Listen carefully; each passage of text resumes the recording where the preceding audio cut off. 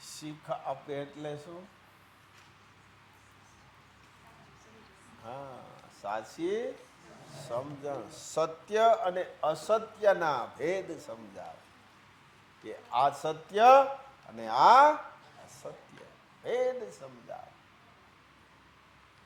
અને આ જરૂર છે ને, શું સાચું શું ખોટું ખબર જ નથી, ગાડી એમને હાલી જાય. સત્ય ને અસત્યના ભેદને જાણ. આજે 98% કાળ એવો આજે કાળના મુખમાં આજે જતા જઈએ છીએ. છે તો કેમ બસવું ને એ રીત શીખી જાઓ. ગમે તે રીતે એ ફસાવામાં કોશિશ કરતા જ રહેશે. સગા વાલા આપણા બધા એ જ છે. પેલા પણ એ જ હતા, કોઈ બહાર હતા, સગા વાલા જ હતા. આજે પણ એ જ છે.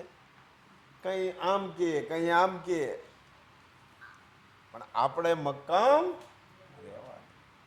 આપણે અહીં શીખવા જ મળે છે ને કે કોઈ પણ આમ વાત કરે તો ભલે ને એના મોઢે કે આપણે શું વાંધો. ઘણી વખત આપણી કસોટી પણ થતી હોય. કેટલાક તટસ્થ રહીએ તે આપણે જોવાનું. જાગ્રત થાવ, આ જરૂર છે. સ્વને ઓળખો, બીજાને આપણે ઓળખવા જઈએ છીએ. બીજાને ઓળખવાનું નહીં, સ્વને ઓળખો. જ્યારે સ્વને ઓળખશું ને ત્યારે જે આનંદ અનેરો હશે. કારણ કે તો જ આપણે આગળ જઈ શકશું. નકર ગમે ત્યાં નાવ ઊભી રહી જશે. જાગ્રત થાવ. જય મા વિશ્વંભરી. માતા વિશ્વંભરી શીખ આપે શ્રી મહાપાત્ર. ક્યારે આપે? શ્રી મહાપાત્ર સ્વયં પોતાના આચરણથી મા વિશ્વંભરી સુધી પહોંચ્યા. જેણે અખિલ બ્રહ્માંડમાં અનંત રચના કરી, કર્મ નિયતા, મોક્ષદાતા, સુપ્રીમ પાવર, મહામાતા એ મા વિશ્વંભરી. જેણે નિર્ગુણ નિરાકારમાંથી સગુણ સાકાર કરીને આ સૃષ્ટિની રચના કરી એ મા વિશ્વંભરી. શ્રી મહાપાત્ર કહે છે ને કે આપણને બે તક મળી. પહેલા એક તક શ્રી રામ વખતમાં, એક તક શ્રી કૃષ્ણ વખતમાં. ત્યારે કદાચ વાનરના રૂપમાં અને ગોવડિયાના રૂપમાં હસું પણ ખરા, પણ આપણે આપણા જીવાત્માનો ઉદ્ધાર ના કરી શક્યા. કારણ વાતોમાં રહી ગયા. બીજાએ આમ કીધું, ઓલાએ આમ કીધું, ન કરાય હો. આજે એ સ્થિતિ છે ને, વાતોમાં રહી ગયા. બીજા કે તે ન કરો, સ્વયંથી ઓળખો. હા, નકર રહી જાઓ. સારામાં કોઈ રાજી નથી. 98% એ મોટું કુટુંબ. મોટું કુટુંબ કહેવાય ને. હા, મોટું કુટુંબ. અને મોટું કુટુંબ વાત કરે એટલે આપણે માન્ય કરવી પડે. કારણ કે જાજો સમૂહ ને કોઈ 98, ઓલા 2 જણા, 2 જણાને થોડું હાસું હોય. 98% મોટું કુટુંબ. મોટું કુટુંબની વાત ન થાય. કોઈ કાંઈક કહે તો મોટા વીએ જાય ને, દુઃખ લાગી જાય. દુઃખ લાગેલે સમજી લેવાનું આપણે હજી મોટા કુટુંબમાં છીએ. કોણ કામ પૂછાય, પોતે પ્રશ્ન કરી પોતે જવાબ લેવાય. મને આમ કીધું, લે લાગ્યું લાગ્યું ને, અહીંયા લાગ્યું એટલે સમજી લેવાનું આપણે ક્યાં કુટુંબમાં છીએ. ભલે ને કે એના મોઢે બોલે, આપણે ક્યાં કાંઈ છે. લ્યો તો નાનું કુટુંબ. એટલે કારક છે ને, સંયમને જ આ રીતે આમ સંયમને જ ઓળખાય. બીજાની વાતોમાં આવવા કરતાં સ્વને ઓળખી પોતાના જીવનનું એક લક્ષ્ય નક્કી કરીએ. શ્રી મહાપાત્ર પોતાના લક્ષ્યથી મા વિશ્વંભરી સુધી પહોંચ્યા છે. તો આજે આપણે પણ આપણા જીવનનું એક લક્ષ્ય બનાવીએ અને ડગલે ને પગલે તેને યાદ કરીએ. એક લગ્ની લગાડીએ કે હે માં, તમે અમને આ જીવન આપ્યું છે તો અમે આ જીવનને એમનેમ વ્યર્થ નહીં જવા દઈએ. એક લક્ષ્ય તૈયાર કરી અને તેના પર ચાલતા થઈએ. શ્રી મહાપાત્ર પોતાના અનુભવથી આપણને કહે છે કે જો આ જીવાત્માનો ઉદ્ધાર કરવો છે ને તો એક લક્ષ્ય નક્કી કરો. અને સાથે સાથે શ્રી મહાપાત્રનું દિવ્ય માર્ગદર્શન આજે આપણી સાથે છે. આપણે વારંવાર કહીએ છીએ ને, લક્ષ હોવું જોઈએ. લક્ષ એટલે શું? શું કરવું છે આપણે? જીવાત્માનો ઉદ્ધાર કરવો છે. અને જો ઉદ્ધાર કરવો હોય તો ગુણ આચરણ, બીજાની વાતો. આવું જ્યારે પરિસ્થિતિ ઊભી થાય ત્યારે આપણે શું યાદ કરી લેવાનું? લક્ષ. કોની સામે નજર કરવાની? સામેવાળા નવ મણકાની માળાનો એક ગુણ આવે છે ને, કોની સામે જોવાનું? પણ હાલું ટાંકણે જ ભૂલાઈ જાય નહીં? એવું થાય કે નહીં? એ કોને ભૂલાઈ જાય ટાંકણે? 98 મોટા કુટુંબ વાળાને કે નાના કુટુંબ વાળાને? તો આપણે શેમાં આવી? એટલે આપણે નક્કી કરી લેવાનું આપણે કેમાં આવી. મજા આવે કાંઈક પોતે ને પોતે જો ખરેખર સ્વને જો તમે જોતા જોવો ને આમ તમે, તો તમને બહુ દૂધનું દૂધ ને પાણીનું પાણી દેખાઈ જાય. હું આ કરું છું અનુભવ એટલે કહું છું. તમે અખાતરો તો કરો, અખાતરો કરાય. બીજા ઉપર થોડો અખાતરો કરાય, સંયમ ઉપર જ કરાય ને. સંયમ ઉપર કરો, બીજા પર નહીં. દૂધ એ અલગ પડી જાય, પાણી પણ અલગ પડી જાય. શ્રી મહાપાત્ર જ્યારે પોતાના લક્ષ્ય તરફ આગળ વધતા ગયા ને, એમ અનેક સંઘર્ષ આવ્યા, લૌકિક અલૌકિક અનેક સંઘર્ષ. તો આપણે સત્યના રસ્તા પર ચાલશું ને તો આપણને પણ અનેક સંઘર્ષ આવશે. અલૌકિક તમારે નહીં આવે, પણ લૌકિક ને માંથી બહાર નીકળો. અલૌકિક માંથી તો હું કરી દઈશ આમ તેમ, ત્યાં લાગવગ છે એટલે આમ તેમ થઈએ, પણ લૌકિક માંથી તો બહાર સ્વયંને જ નીકળવું પડશે ને. હે? અને સમય યાદ કરો. એ પહેલાની જરૂર પડે એટલું બોલો. કોઈ બોલે તો આપણે જરૂર પડે તો બોલવાનું, એટલે યાદ પણ આવી જાય શું બોલવું કે ન બોલવું. એટલે લગભગ ઘણું ખરું એમને બંધ થઈ જાય. કાંઈ એમને જવાબ એ મળી જાય, જવાબ પણ મળી જાય. થોડીક વાર નિરાત રાખવાનો, જવાબ પણ મળી જાય. સંયમને આપણને અટલ વિશ્વાસ હોવો જોઈએ. કોના ઉપર? મા ઉપર અને શ્રી મહાપાત્ર ઉપર. કે ગમે તે સંઘર્ષ આવશે, ગમે તે પરિસ્થિતિ આવશે નહીં, પણ આપણને વિશ્વાસ હોવો જોઈએ. શ્રી મહાપાત્ર આપણને ઘણી વાર કહેતા હોય કે જ્યારે ક્યારેક ફ્રી હોય ને ત્યારે પ્રકૃતિમાં બેસીને ક્યારેક મંથન કરો. તો ક્યારેક મંથન કરશું ને, એમને સોફા ઉપર બેહીને કરે તોય હાલે. પ્રકૃતિમાં જાય તો બહુ આનંદની વાત છે, પણ ખાલી સોફા ઉપર બેહીને કરે ને ઘડીક આમ આંખ બધી, આપણે ક્યાં કુટુંબમાં આવી, આપણને શું થાય છે. ક્યારેક આપણે જ વિચાર કરીએ, આપણે જ મંથન કરીએ કે જેણે આ સૃષ્ટિ બનાવી છે, જેને સૃષ્ટિની રચના કરી, એ માં અને શ્રી મહાપાત્ર આજે આપણી સાથે છે. ક્યારે વિચાર કર્યો કે આપણી શરીરની રચના કેટલી અદ્ભુત છે? માથાના વાળથી પગના અંગૂઠા સુધી 24 કલાક લોહી પરિભ્રમણ કરે છે. નિરંતર આપણું હૃદય ધબકે છે. ગમે તેવી ઠંડી હોય, ગરમી હોય, ચોમાસું હોય, આ ચામડીનું કવચ હંમેશા આપણી રક્ષા કરે છે. નાના હોઈએ તો નાનો ને જેમ જેમ મોટા થઈએ તો ચામડીનું કદ વધતું જાય છે, છતાં એમાં કંઈ સાંધો કે સિલાઈ જોઈ અત્યારે? આ કયું મટીરિયલ છે? કોઈ વિચાર તો કરો. આમ આ મટીરિયલ કયું હોય છે? તમે આ બધું બનાવો તો એમાં બધું કેમિકલ આ છે તે બધું મટીરિયલ, આમાં કયું હોય છે? કોઈ કરી? અને હાળું કંઈક આમ તેમ થાય તો પછી એમાં ને એમાં પછી રોજ આવી જાય, અને આમાં વિંધું પીડ્યું હોય તો રોજ આવે. તમે જે બનાવ્યું એમાં કાંઈ ફેરફાર એની એ વસ્તુ, અને આમાં એનું એ પાછું સજીવ થઈ જાય. કેવું આખ્યું? હવે આમાંથી આમાં ક્યાં લાઈટ છે? આમાં ક્યાં સુધી દેખાય? હે જો બસ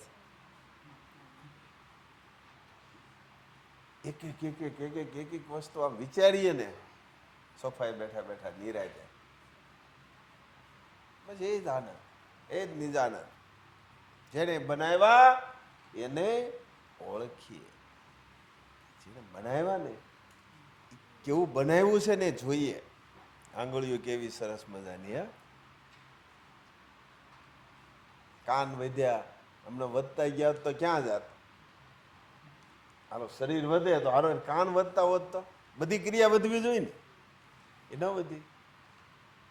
નાકે વધતો હોત કેમ થાત? જમવામાં કેમ રહેત? કોઈક આમ આમ ખરેખર વિચારીએ આમ આટલેક તો આવી જાત, ન આવી જાત? હે એ વાંધો નહીં, હાલો આખું વધતી હોત તો કેવડી થઈ જાત? હમું હમું કોઈ જોત જ નહીં ને. હા એલા જીભ વધતી હોત તો શું કરત? સાઈડમાં ખીસું બનાવત શું કરત? આ હાસવ જ ક્યાં હોલ બનાવી નખત. આટલીક થઈ ગઈ હોત તો પગ વધતા હોત, આ સંપલ ને બૂટ નું શું થાત? ખરેખર આમ આમ ઝીણામાં ઝીણું વસ્તુનું તમે આમ ધ્યાન કરો તો એનો આનંદ જે છે તે આપણને જોવા મળે. આપણા આખા શરીરમાં 206 હાડકાં છે, એકબીજા સાથે જોડાયેલા છે, પણ એકેયમાં નટબોલ્ટ કે સ્ક્રૂ જોયો? ક્યાંય નહીં. તમારું ઓપરેશન કરે તરત લાગે નહીં સ્ક્રૂ ને પ્લેયર. અને વગર ખરસ કાંઈ તમે આપ્યું હાલો મને બતાવો. એક બીજમાંથી કેવડું આખું બને. કાંઈ ખર્ચો બધું એનું જ બનાવેલું. આપણું કાંઈ 1 રૂપિયાનો ખર્ચો ને આપણે રિપેર કરવું હોય આ તો કેવડો ખર્ચો થાય? હૃદયનો કોઈ દી પૂરો. એક એક સ્પેર પાર્ટ તમે ખરેખર કરો તો કેવડી વેલ્યુ છે. કેવું બનાવ્યું, કેવી આપણી રચના. આટલું શરીર નહીં, હરેક વસ્તુમાં એવી રચના. જો પક્ષીઓમાં, વૃક્ષોમાં, વનસ્પતિઓમાં, ફળોમાં. હે આ જમીનમાંથી તમે જે વાવો એ થાય. શેરડી વાવો તે રીતે, લીંબુ વાવો તે રીતે, ઘઉં વાવો તે રીતે. એક એક વસ્તુ જો તમે તજ લઈને બધું જે કાંઈ છે આ જો કેવું થાય, ફળ કેવું આવે. ઓમ બનાવવું હોય તો તમારે ફેક્ટરીમાં બની જાય. સાયન્સ બહુ આગળ થયું, બની જાય તો એમ કેટલું પણ એમ કેટલું કોકદીક છે ને. ખરેખર વિચારો, કલ્પના કરો. શ્રી મહાપાત્રે હમણાં પગની વાત કરી ને, તો આ જે 2 પગ છે ને એના ઉપર આપણે ઊભા રહીએ છીએ, દોડીએ છીએ, ચાલીએ છીએ, પણ ક્યારે એવું સાંભળ્યું કે આજ મારા પગના તળિયા ઘસાઈ ગયા મારે એને બદલાવા જવા છે?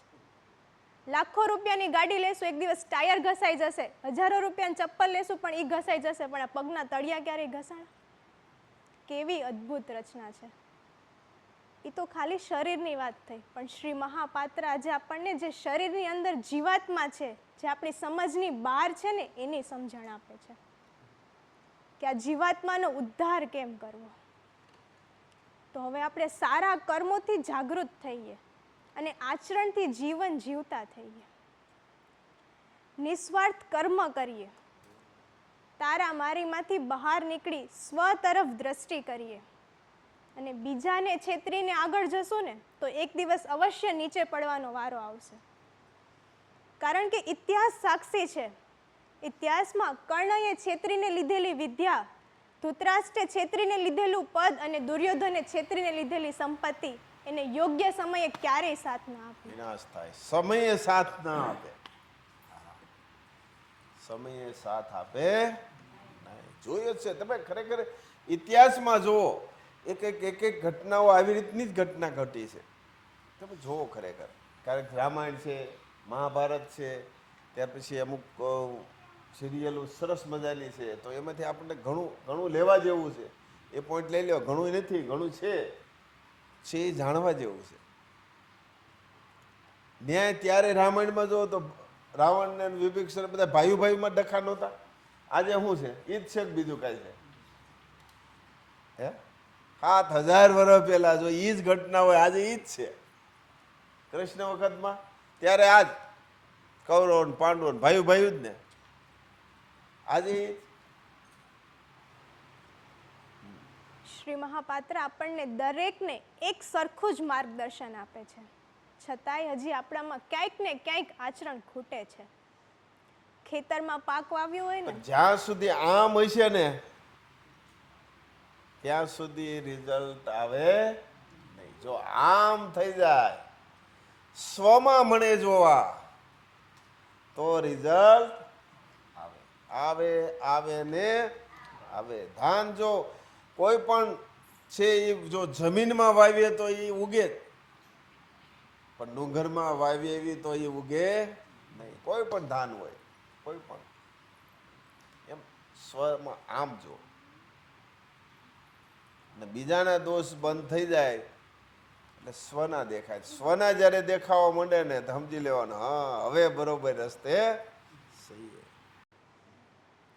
ખેતરમાં પાક વાવ્યો હોય ને તો બધાને એક સરખું પાણી આપ્યું હોય. શેરડીને જે પાણી આપ્યું હોય એ જ પાણી કારેલા અને મરચાંને બધાને જ આપ્યું હોય. છતાં પણ શેરડી મીઠી, કારેલું કડવું અને મરચું તીખું. કેમ? વાંક પાણીનો નહીં, બીજનો. જેવું બીજમાં હોય એવું આગળ આવે. અત્યારે આપણે જે કરીએ છીએ એ આપણને મન કરાવે છે. તેથી બુદ્ધિનું વાવેતર કરીએ અને સારા કર્મો કરીએ. કારણ કે જો આપણા સારા કર્મ હશે ને તો આપણે નિડરતાથી જીવન જીવશું. જેમ ગાડીના બુદ્ધિથી છે ને નિર્ણય લ્યો, કોઈ પણ નિર્ણય લ્યો ને એ બુદ્ધિથી લ્યો. અનુકૂળ સમયે એવા નિર્ણય લ્યો જેથી કરીને દુઃખ કંઈ પણ આમ તેમ થાય નહીં. સારા કર્મો એ આપણે સફળતાની એક ચાવી છે. ગાડીના ટાયરમાં એક ખીલી ઘૂસી જાય ને તો એ લાખો રૂપિયાની ગાડીની ગતિને અનિયમિત કરી નાખે. એમ આપણું એક ખરાબ કર્મ માણસની પ્રગતિ અને ગતિ બંનેને રોકે છે. આજે કહેવાય છે કળિયુગ આવ્યો. સાંભળીએ છીએ ને કે કળિયુગ આવ્યો. ક્યારેક વિચાર કર્યો આ કળિયુગ આવ્યો ક્યાંથી? માનવ પોતાની ફરજ ભૂલ્યો, સ્ત્રીઓ પોતાની મર્યાદા ભૂલી, પુરુષો તેમના સંસ્કાર ભૂલ્યા અને સાથે દ્રષ્ટિમાં પરિવર્તન આવ્યું. બદલાવ આવ્યો. જે સ્વ તરફની દ્રષ્ટિ હતી એ બીજા તરફ થઈ ગઈ. ધર્મની વાતો કરનારામાં આચરણ ખૂટ્યું. ત્યારે કળિયુગ આવ્યો. તેથી જ શ્રી મહાપાત્રએ કીધું ને કે સ્વ તરફ દ્રષ્ટિ કરો. આજે આપણે દુનિયા નકશો જોઈને તરત જીપીએસમાં જોઈ લઈએ કે ક્યાંથી ક્યાંક. ક્યારેક આપણી જાતનો નકશો જોયો કે આપણે કેવા છીએ? તેથી હવે સ્વમાં બદલાવ લાવીએ, સ્વનો સ્વભાવ સુધારીએ અને સારા કર્મ કરીએ. કારણ કે આ શરીર રહેશે કે નહીં રહેશે, પુનઃરૂપી જન્મમ પુનઃરૂપી મરણમ પુનઃરૂપી જન્મી જઠરે શયનમ. જન્મ લેવો, મૃત્યુ પામવું, પાછો માતાના ગર્ભમાં વિકાસ કરવો અને પાછો જન્મ લઈને મૃત્યુ પામવું, આ ચક્ર તો ચાલ્યા જ કરશે. પરંતુ આમાંથી બહાર નીકળવું હોય ને તો આ જીવાત્માનો ઉદ્ધાર કરવો પડશે. તો શ્રી મહાપાત્રના બતાવેલ માર્ગ પર ચાલી અને સાથે સાથે 9 મણકાની માળાનું અને 17 વૈદિક સદ્ગુણોનું રોજિંદા જીવનમાં બોલીને નહીં પરંતુ આચરણમાં લાવીને આ જીવાત્માનો ઉદ્ધાર કરીએ. જય મા વિષ્ણુ. આચરણ, કોઈ પણ વસ્તુમાં આચરણ પહેલા. આપણું લક્ષ્ય નક્કી હશે તો બધું એમાં બધું આવી જશે. જય મા વિષ્ણુ.